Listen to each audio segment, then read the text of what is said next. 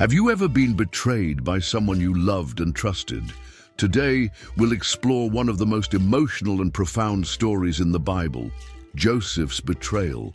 What led his own brothers to betray him? And how can this story transform our understanding of suffering and purpose?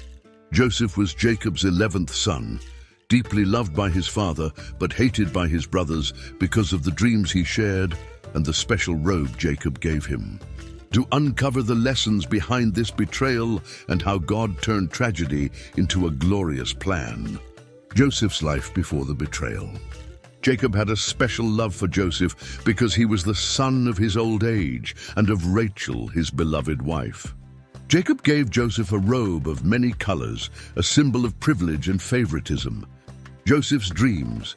He told his brothers about dreams in which sheaves of grain and stars bowed down to him, implying he would rule over them. Joseph's brothers saw him as arrogant and felt he was trying to put himself above them. This jealousy planted the seed for the betrayal that was to come. The betrayal, a destructive act.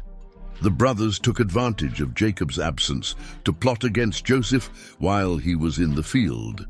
At first, they planned to kill him, but Reuben, the eldest brother, convinced them to throw him into an empty cistern instead, intending to rescue him later.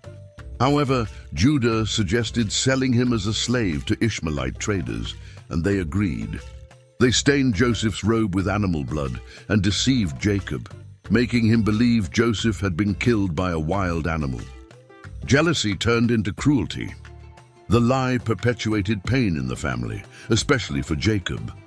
This betrayal wasn't just an act against Joseph, but also against God's plan for their family.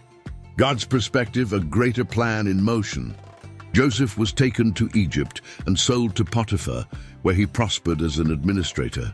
Despite false accusations and imprisonment, Joseph remained faithful to God.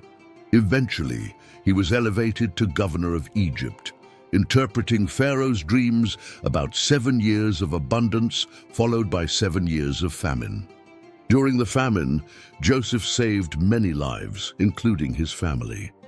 Quote, Genesis 50:20, "You intended to harm me, but God intended it for good to accomplish what is now being done, the saving of many lives."